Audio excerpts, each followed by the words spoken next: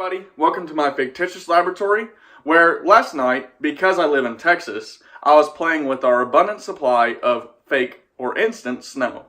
And that's when I decided to look at it under the microscope. So I'm going to show you guys fake snow before, during, and after hydrating it. Let's get started.